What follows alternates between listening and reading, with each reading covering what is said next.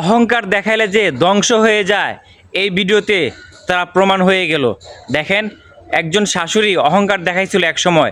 এই মহিলা আমার বাড়িতে তারাই দেশে আজ থেকে 5 বছর আগে নিজের ছোট ছেলের নামে সমস্ত সম্পত্তি লিখে দিয়েছে। এখন ছোট ছেলে ভাত দেয় না খাতি, বাড়িতে ঝাড়ালাতি করে বের করেছে ছোট বৌমা, আদরের ছোট বৌমা। এখন আমার বাড়ি আইছে, একদম উঠবা না, বেড়াই যাও। ওরকম করতে নাই, চুপ করো তুমি, বেড়াই যাও, যাও যাও। করতে না মা, শাশুড়ি মা না। তুমি বলতেছো শাশুড়ি মা না, ইনি কি শাশুড়ি মার মতন কাজ করেছে আমার সঙ্গে? আমি গরিব ঘরের মেয়ে বলে ইনার কি অহংকার ছিল। যেদিন বিয়ে করে নিয়েছে সেদিন আমার 3 ঘন্টা আমার বাইরে দাঁড় করা রাখছে, ঘরে তোলে নাই, কষ্ট মষ্টে ঘরে তুলিছে।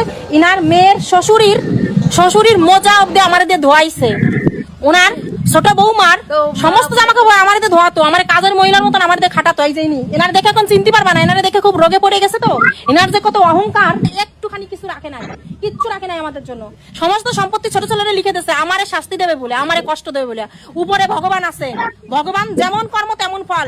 ভগবান কোনো শাশুড়ি, বৌমা, মা, দিদি কাউরে ক্ষমা করে না, ভগবানের কাছে সবাই সমান। যে কোনো বিষয় নিয়ে আপনারা কখনো অহংকার দেখাইবেন না। অহংকার দেখাইলে আমার আল্লাহ সহ্য করে না। যে কোনো একদিন না একদিন দেখ সে ধ্বংস হয়ে যায়। অহংকার কখনো দেখাবেন না।